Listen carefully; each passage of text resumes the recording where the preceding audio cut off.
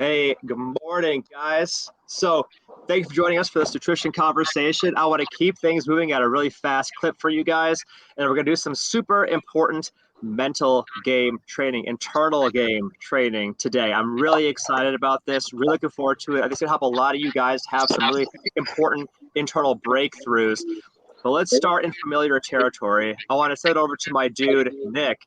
Nick, give us at least one personal victory from the past week and at least one struggle that you had or one like misstep or mistake you made this past week in terms of healthy eating. Well, I'll start. I had a huge victory this week. I got to see my cardiologist, who I've not seen in about 2 years. And after seeing me, he's like, "Man, you look great. Keep doing what you're doing. I have no complaints about anything. All my numbers look good. The ticker's working. So huge victory. My struggle this week has been getting to the gym this week. It's been tough I don't know why, but haven't made it there this week. So I'm a little disappointed in myself. What do you think it was? Like in the moment, like on Friday, why didn't you come to the gym? Thursday, why didn't you come to the gym? The first half of the week I was traveling and it just threw my schedule off. And then I don't know why Thursday and Friday. I set my alarm and didn't get up for whatever reason. I don't know why. Okay. So we'll come back to this too when we talk about what struggles we anticipate for the coming week. But first, I do tip my hat to you, Nick, that you did have that amazing report with your cardiologist. I'll send it over to my dude, Paul, next. Paul, give us one personal victory from the past week, one struggle or misstep you had this past week. Struggle or misstep? Phew. But victory first. Struggle's sugar for me right now, and removing that. I don't know why it's been bugging me the past couple days. It usually never does, but that's been my biggest struggle. Like you're feeling like cravings, or you're feeling that little sugar monster is yelling at you?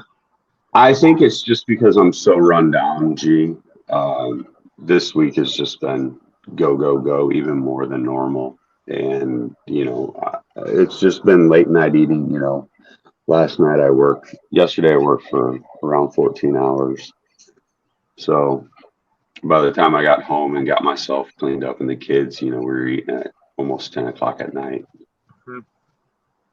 So I got just assuming the sugar levels are low and everything's a little out of whack with the changing. So my body's wanting that to keep running, stay wound up. Yeah. And what's one victory for you from this past week? Oh, my biggest victory, again, I'll just stay with the weight. I did not fast at all this week. I just ate as clean as I could, and I still weighed in at 228.6. So I maintained my weight all week with zero fasting. Held ground. Sounds like so you held the line this week. Yes. And I want to share something with you guys that's important to know is that fat cells are not metabolically inert. They are not passive participants in your journey. This is really important for all of you guys to know is when you start on a healthy eating journey and you start starving out the fat cells, like if you're not giving the fat cells the sugar, the processed foods that they need in order to thrive and survive, you need to know that fat cells, as they become smaller, like any animal cornered in nature, they don't take it lying down.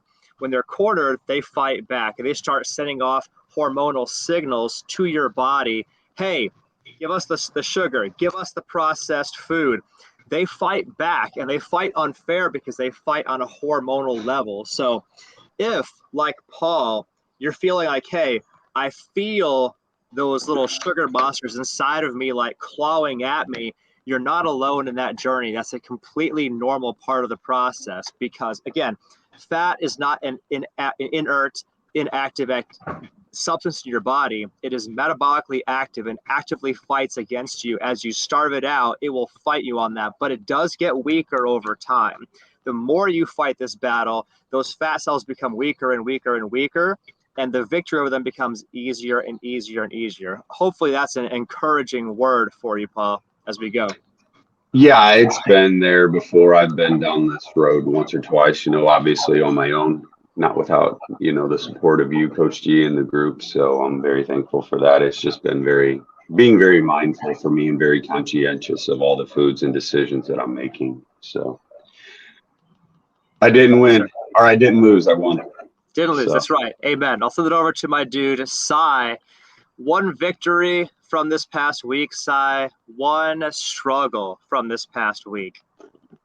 The struggle would be like following the diet that I promised. Since I've been traveling, the grocery shopping has been a challenge, and but with the help of my fiance, she was trying to help me stick to the nutrition content that I need to take. So that's the good part, I guess. Yeah, I think so. And behind the scenes, somebody actually who sees Cy's food journals, I find it admirable, Cy, how well you have done, even though you're traveling. You don't have all the usual, like you don't have your usual kitchen available to you. Like you're trying to find the way along the way while you're traveling. I think you're doing an admirably good job. So I tip my hat to you for that. Cheers. Fine work, my friend. Really proud of you. Charlene, one victory from this past week, one struggle from this past week. So my struggle has been just to remember to it was a busy week because I had to finish up a lot at work before we went on vacation and getting ready for vacation. So I was always my day was started early and then it ended late, and I was busy nonstop. So really remembering to just sit down and eat was a struggle for me. So, I carried a lot of Slim Jims with me, and then I would just eat one, and then I wouldn't eat nothing rest of the day, like for lunch or dinner, because I was drinking water and then eating the beef stick, and then so just in general, eating this week was a struggle. But I did make it to the gym 3 times. Let's go. Considering all that. So other than that. So something for you guys to know is that for some people, when they're super stressed, they're super overextended, they're very tired, the way their body reacts to that is they get hungrier and they overeat as a way of managing that stress, as a way of coping with all of the extra work. Charlene is actually one of the people who forgets to eat or doesn't eat when she's very stressed. It actually negatively impacts her hunger levels. And so I want you guys to know that both of those are normal. It's one of the things I think we'll be able to address today is how do you cope? How do you deal with those work seasons where, like Paul, you're working 14 hours? Like Charlene, you're cramming all of the work into 4 days' time so you can be free to go on a vacation at the end of the week, right? Right. All right. And then finally, Tom, one struggle from this past week, one victory from this past week. Man, yeah. Right now, I am emotionally, I am literally, if y'all have seen Anchorman 2, there's this scene where Ron is screaming at his Ron Burgundy, Will Ferrell screaming at his son. And yes, pardon my French, I'm gonna have to be kind of graphic here. That one day he's going to have to drink a frothing hot bowl of horse piss, and that's kind of where I'm at right now. Yeah, it's there's been some good news. That good news is that I'm getting converted over to MasterCard full time. The really shitty news though is that I'm with it. There's the waiting has been very stressful. I have no idea what's going on behind the scenes. You know, it's like I just kind of, because I'm a very anxious person by default, I have it kind of in the back of my mind that something's going to go horribly wrong and that I'm going to be stuck as a contractor for the rest of my fucking life, which I really don't want to. And then, you know, it's like, you know, I've been just very stressed. Even if I do get this, I may have to uproot my life a little bit. I may have to move to O'Fallon, Missouri, or near there. I'd still find a way to. So even if it's just once or twice a month, but I'd find a gym out there. So don't worry, Greg. I'd keep training. But yeah, Sure. so, but I'd probably have to end my relationship because we don't really see a lot of each other these days, unfortunately, because we're both so busy, and Right. would only add to it. And then on top of all of that, you know, just I've just been incredibly anxious. Sure. Like I just want to have a fucking panic attack already and just get it all out of my system. And then lately, you know, it's like as I've been falling asleep, I've been having what are called hypnic jerks. Like almost every time I try to fall asleep, it's basically where it's like, you know, you feel like you stop breathing, feel like your heart isn't beating anymore. And it's really like it feels like you're dying, but at the same time, you know, it's just like, you know, it's just anxiety causing a lot of very unpleasant involuntary twitching, you know, and hmm God, it's just been one thing after a fucking another. So I slipped up the other day and I went to Red Robin with a buddy of mine. Saw at Sudak there, actually. Yeah, he says, "Hi, Greg." I got a little excited and I ordered just a burger and some garlic fries. And, you know, it's like I could have won that battle very easily if I just ordered the burger, but maybe with sweet potato fries or a side salad or something, you know. hmm But, you know, I fucking caved and I ate it so fast afterward. My stomach was finna explode. It was just fucking awful, man. And then, you Guys, know, but it was good, but goddamn, did I eat too fast. And then I guess, you know, just I'm kind of going through the ringer right now. Oh, and by the way, I took a proton pump inhibitor before I'm going to the gym this morning. I don't usually do that. I wasn't thinking. I'm a dumbass. So yeah, this workout is gonna suck major donkey balls. Sorry, pardon my French, everybody. It's just been one of those weeks. Hey, guys, raise your hand if you have experienced like crazy anxiety where you feel like there's 1,000 things, you're in transition and got all the things in life are changing. Raise your hand if you have felt that before. Yeah, you're not alone, Tom. You're not alone. And I'm glad, and that's why I come here. Right. I want you to know too that you can always give me a call if you're kind of in one of those moments where you need to vent, to get it out of your system. I'm here for you. I do Give me a appreciate shout. that. I do appreciate that. Yeah, and it's okay and it's reasonable to feel that way when there are so many changing variables. You're taking a new job. This might have to end your relationship. You may have to uproot and go into an entirely new part of the country. Well, to- not new part of the country. I'm just going to be going like an hour away. Yeah. Well, it'd be moving. There's a lot of moving parts there. That could be very, very stressful. And it's okay. It's okay and normal for that to feel stressful. All of this comes down to is like, how do you cope? How do you deal?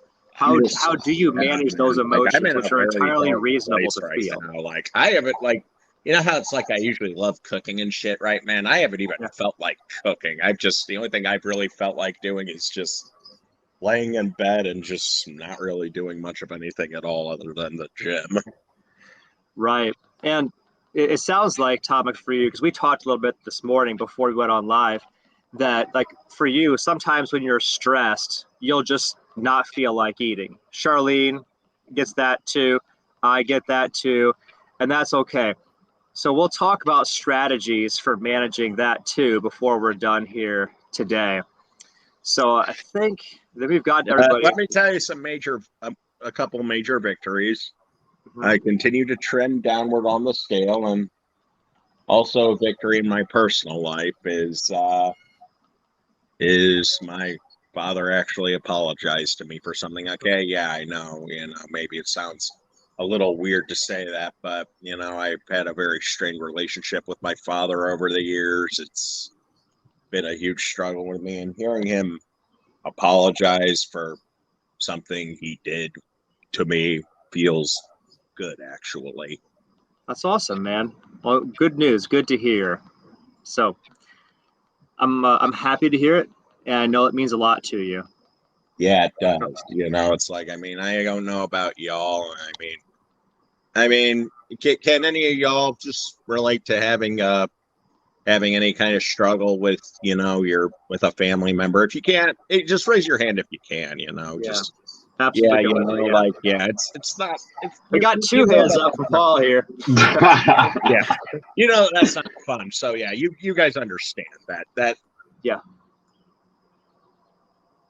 All right, so I want to kind of this is a nice launch point for jumping into what I want to call like internal game training here, because all of us have internal dialogues that help us, and all of us have internal dialogues that hurt us.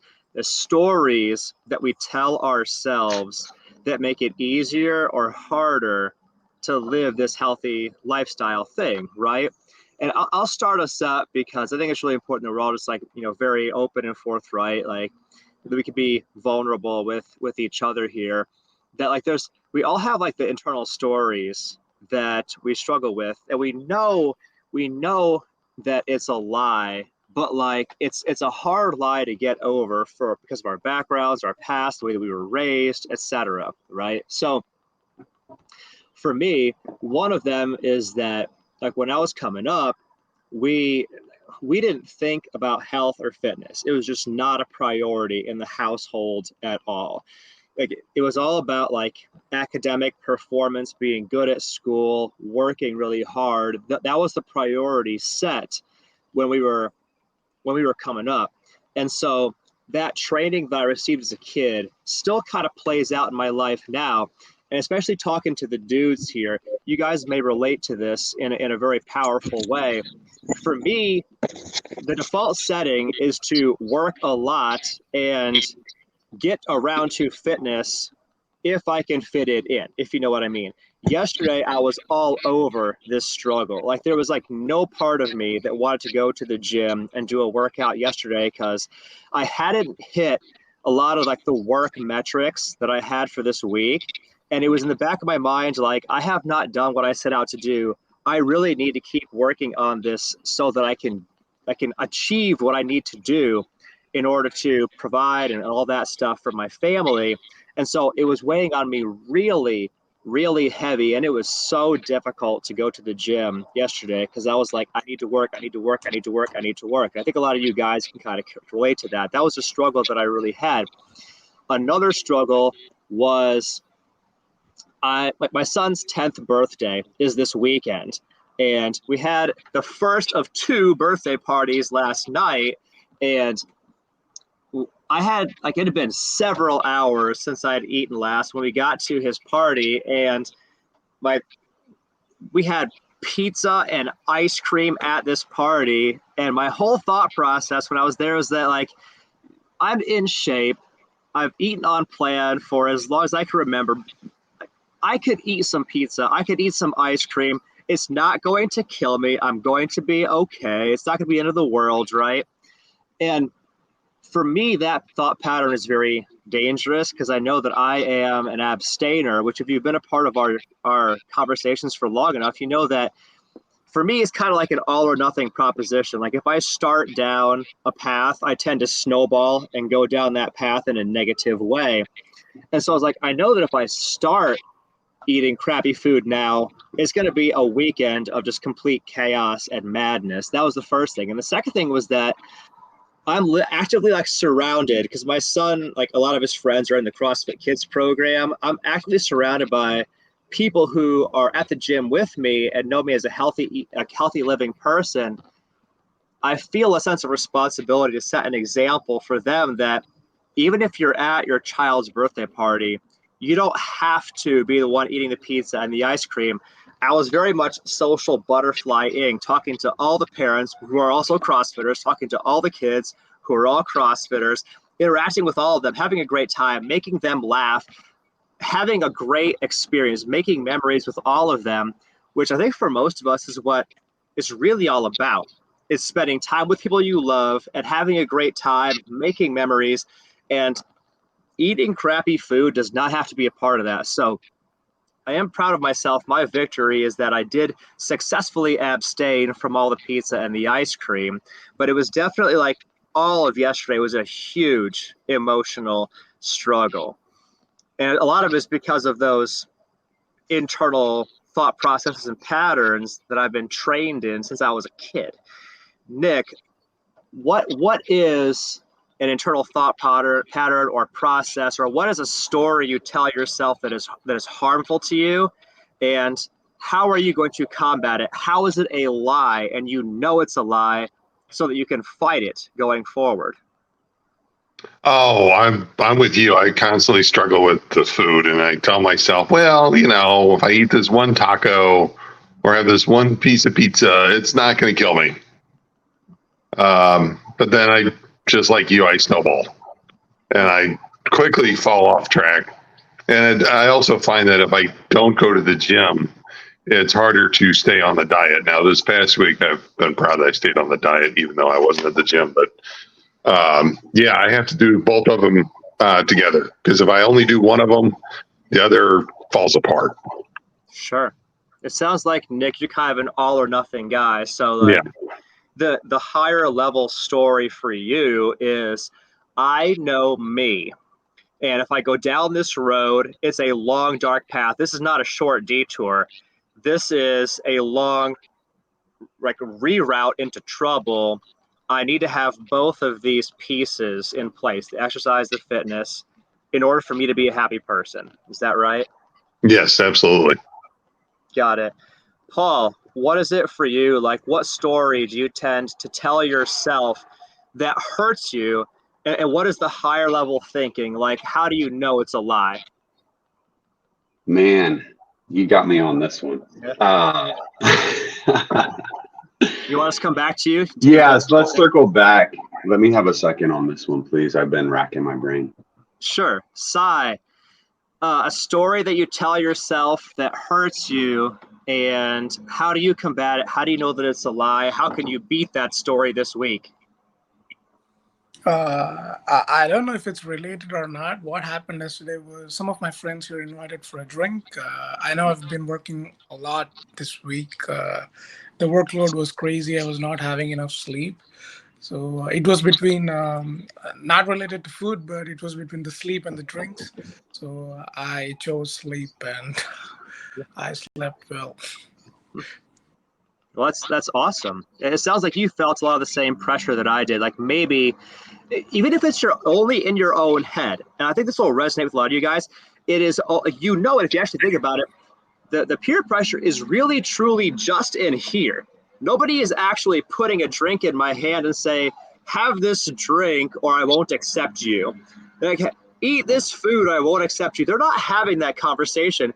Like, maybe they're eating, they're drinking, and in your own mind, you start to feel like, am I making a mistake? Am I doing something wrong? Is that how it is for Sai? Oh, yes. Always. Like, since I started this nutrition program, I say no to a lot of stuff. Started saying no to a lot of stuff. That's good. Well, but that's very good. I want to celebrate and champion you in this, Sai, is that, and this is a great lesson for all of us. I want all of you people, all of you guys, to hear this. One of the greatest skills you can ever develop in order to be healthy is developing the ability to say no and have personal boundaries, respect yourself, even if it creates a little bit of strain between you and people around you. It is okay to say no. It is okay to have personal boundaries. The people who love you, who really care about you, will accept if you have personal boundaries that keep you healthy. Hopefully, That maybe you just need to have that affirmation. Maybe you need to have that reassurance that it is okay to say no. If saying no keeps you out of trouble, you're not a bad person. You don't love the people that you love any less. In fact, Sai, as the man of the household, you are the leader. And by setting a great example, you're leading your fiance. In the future, you'll have a pattern of behavior that will lead your kids, that'll lead your grandkids. You're becoming the man that your family needs you to be by developing the ability to say no when it's time to say no. I'm proud of you, man. Tip of the hat to you. Good on you for that. Let me send it over to Tom. Tom, what's a story you tell yourself? You know it's a lie, it hurts you, and how are you going to combat that this coming week? Okay.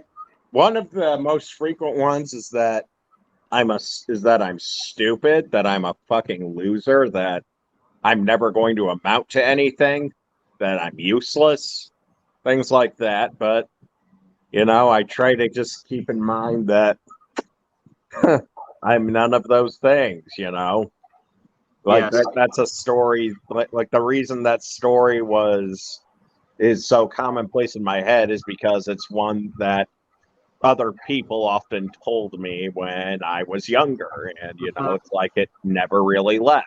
So what I do is I just try to remember my strengths and just kind of go from there.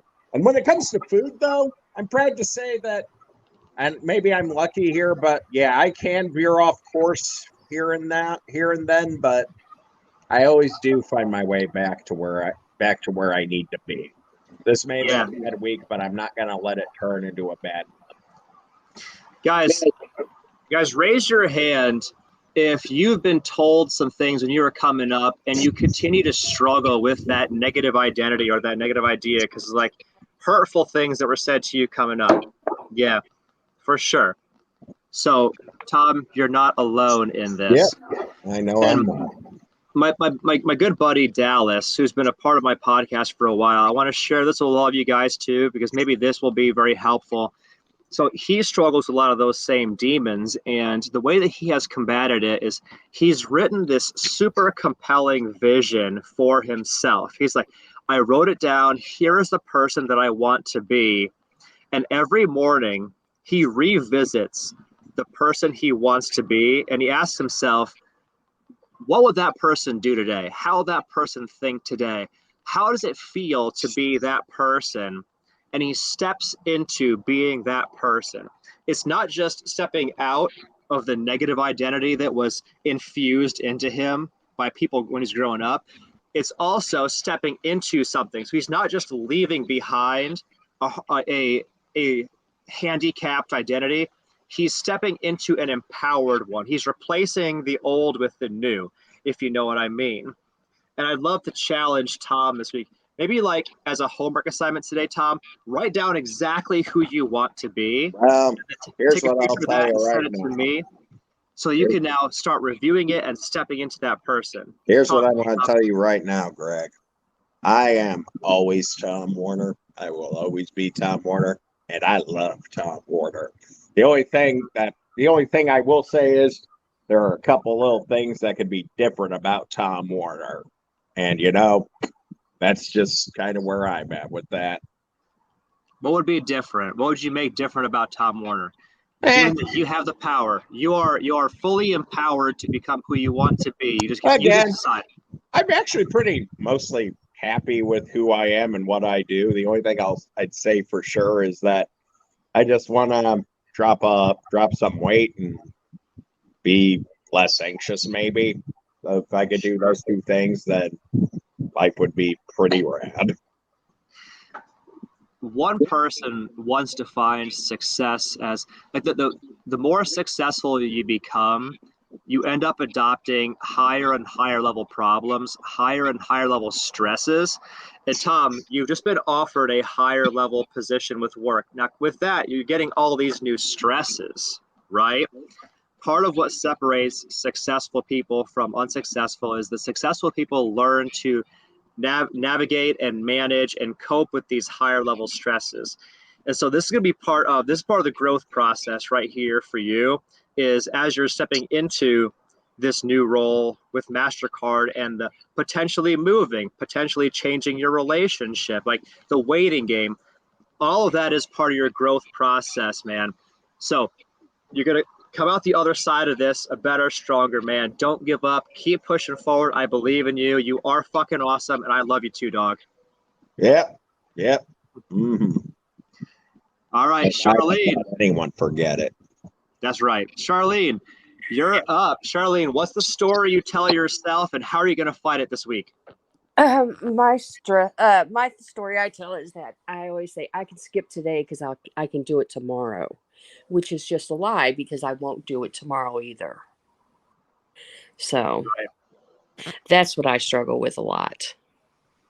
Momentum works both ways, you know? Like, I went to the gym today. I went to the gym the next day. Forward momentum works and helps and makes it easier, but so does negative momentum. Like, setting the stage or setting the pattern, if you skip today, then it kind of creates this identity in yourself. Well, I'm the kind of person that skips workouts. I'm the kind of person that starts tomorrow. You know what I mean? Yeah. So how does Charlene combat that? How, like, you know you. How's that a lie, and how do you do differently this week? Well, I'm just, I've started to just, say, you can't say that anymore. You can't say you're going to skip this day and do it again tomorrow because you're not going to do it. So I've just learned to just do it instead of putting it off. Right. How do you feel when you go to the gym? Like, you didn't feel like going to the gym, but you went anyway. How do you feel after that workout? I always feel good after the workout. Always. I feel like I've accomplished something. It makes me feel like I've won a battle of not, my mind telling me you can skip, and then I don't skip and I do it. That's awesome. And you deserve to feel good. You deserve to feel that because you did the hard thing. You put in the work. You deserve to feel accomplished. What's Charlene's workout going to be today? Even if it's, you don't have equipment available, maybe it's 50 air squats. What's your workout going to be today so you get that sense of accomplishment? I'm still thinking about it. I know I'm going to walk a lot today.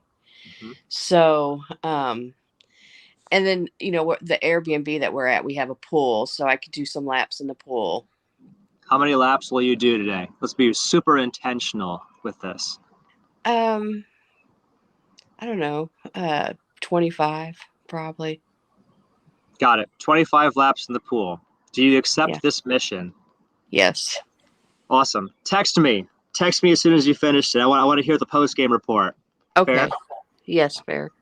All right, Paul, you're up. What's the story? Man, I struggle with a little bit of everything that everybody's shared. But for me, I think the biggest struggle right now is kind of like Sal's, is setting that positive example for my children.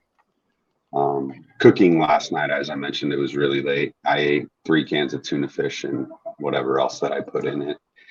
And they're like, "Oh, do you like that?" And I'm like, "Yeah, it's good. It's healthy." But I got them sitting there eating pizza. So what kind of example am I setting? What kind of man am I teaching my children or my youngest son to be? And what kind of man am I teaching my daughter to look for? That's probably where I struggle the most. My family is probably the most meaningful. Well, it's not probably, it is the most meaningful thing for me. So being that, setting that, doing those things in the right way, ever since my coach brought it to the forefront of my mind, has been a real struggle. Sure. You're allowed to have like that struggle. Like, raise your hand, guys, if you have felt that struggle also. Yeah, absolutely. And it's okay to feel that struggle. It's normal to feel that struggle. Like, if Paul were envisioning the absolute best version of Paul, what would Paul do differently next time? Like, what's the game plan? Like, what does Paul say? What does he do? What does he think? I don't know that I would say change. I don't know that I would change anything with what I said because I used it as a teaching moment. And I think that there's value in that all in amongst Yes. itself. The real value, I believe, is in preparation for future events like that to ensure that I have enough things for them as well to enjoy. I take them with me almost anywhere I can go because for those of you that don't know, I'm divorced and my children don't. We spend a lot of time together in the summer. We don't get a lot of time, not in the summer. So I think it's imperative to show them as much of my life as I can and how I live, what I do, the choices I make. I'm fortunate enough to be self-employed, so I can even bring them with me to work and teach them a little bit there. So being that model and being that person and sharing a different point of view from their mother. I'm traditionally an ingredients eating person. She likes to eat from boxes. So Sure. I love that you're bringing your kids with you all these places so they can see you in all these different settings so that your sons can learn, hey, how does a man conduct himself? How does he act? And then for your daughter to identify the traits in you that she will ultimately look for when she's looking to date when the time is right. You know what I mean? mm-hmm. That's a very powerful way of thinking, because I think for most of us, nothing motivates us like our kids, right? Nothing motivates us like that does. So you've done the right thing for sure in leading yourself by example. I would like to encourage you also to share your victories as you go through this journey. Share it with your kids too, if you're not already. Guys, I'm already down to 228 pounds. It's the least that I've weighed in like 3 years. And it's Mm-hmm. because I did this hard thing. I changed how I was eating because it helps me live my best, perform my best, be the best dad for you guys. Share that with them, because that story is important for them to hear as well. I don't know if this is what you guys are doing, but modeling it yourself, but then also sharing the success with them so they see, oh, okay, I know why dad looks better now when I see him this week than last week. It's because he's making these positive changes. Do you know what I mean? Oh yeah, and it's they can't not see it. G. At my biggest, I quit weighing myself when I weighed 297 pounds. I didn't want to see that 3 number, but I know I went well over it, probably into the teens, if not the 20s. So to be 228, that's almost 100 pounds lighter than they've seen me at one point in my life. Taking my That's shirt off, amazing, I make Paul. sure that I do that. Thank you.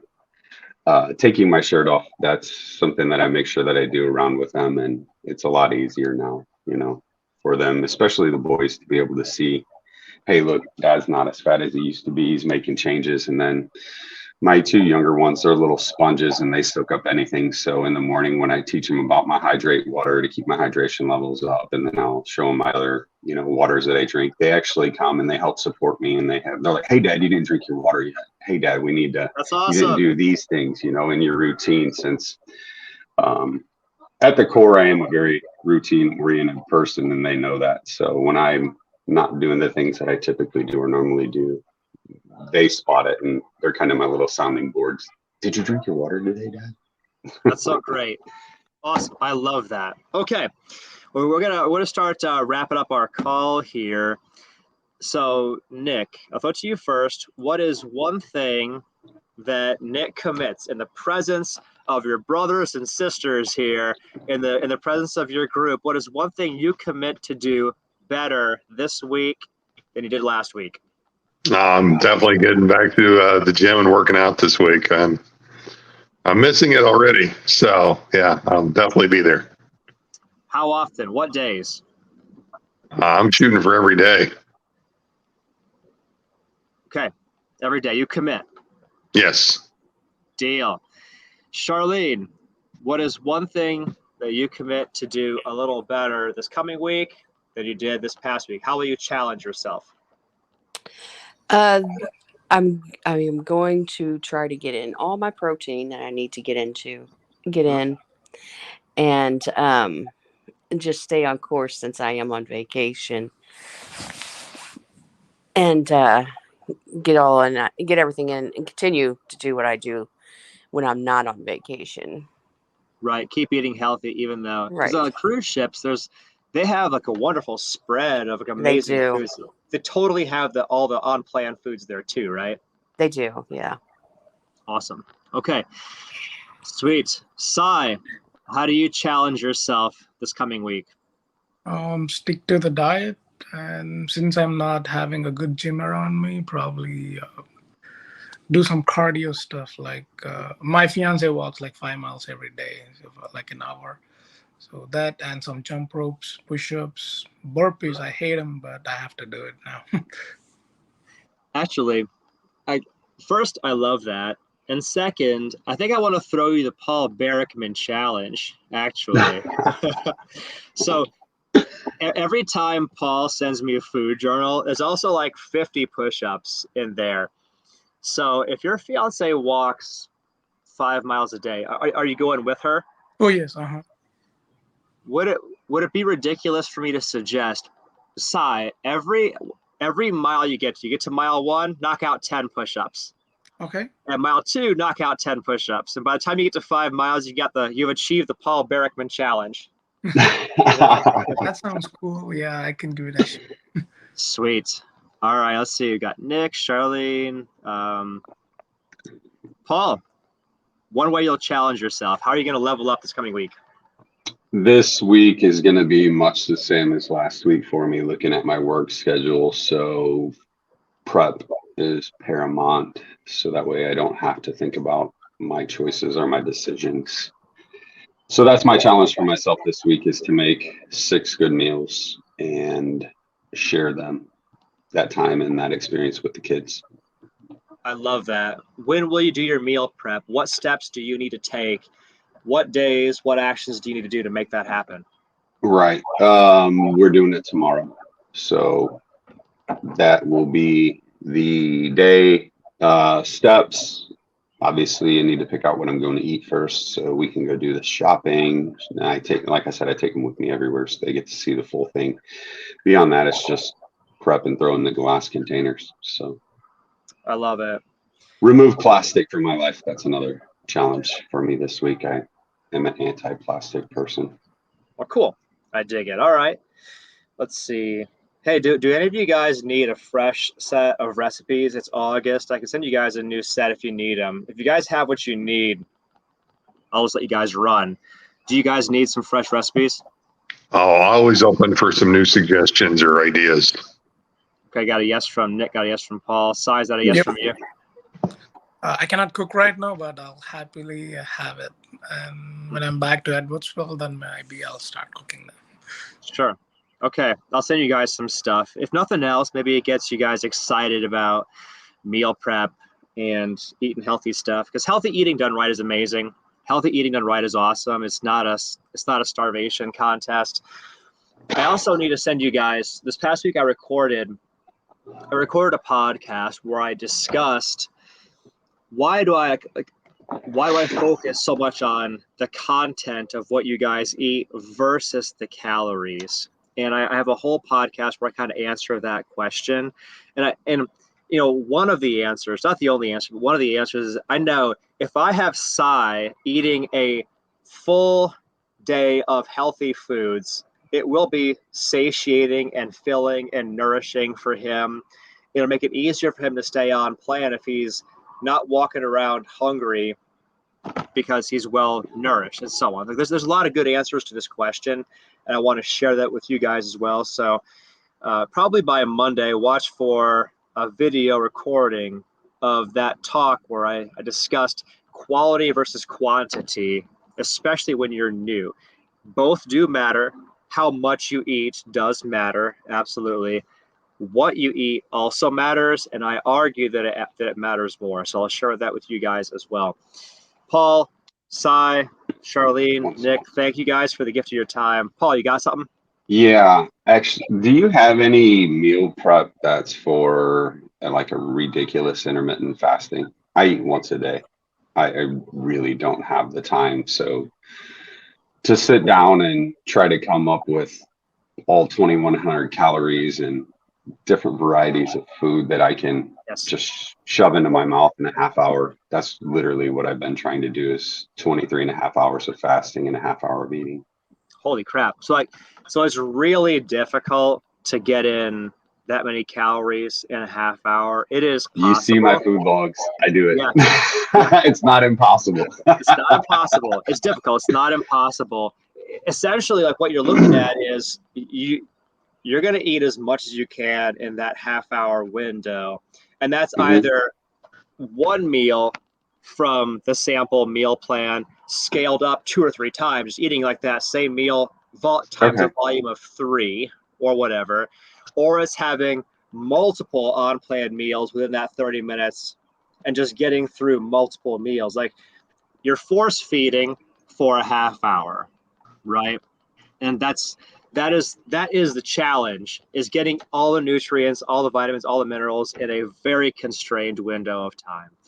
Now, I might propose or push back that there is not necessarily an advantage to a 23.5.5 split versus a 22 and 2 split, if you know what I'm saying.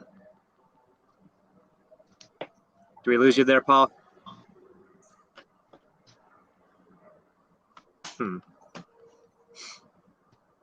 Let me know when you can hear us.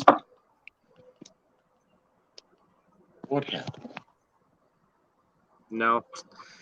Okay. Anyway, Paul, you may be able to hear me right now, but we'll catch up again offline. I'll send you the recording of this too, so you can review it, so you can hear my answer to that question as well. Nick, thank you. Charlene, thank you. Sai, thank you. Thank you, Greg. Guys, go be amazing. Go do the things. Take the action. We'll talk to you guys again pretty soon here. Bye. Sounds good. Happy Saturday. Have a good one.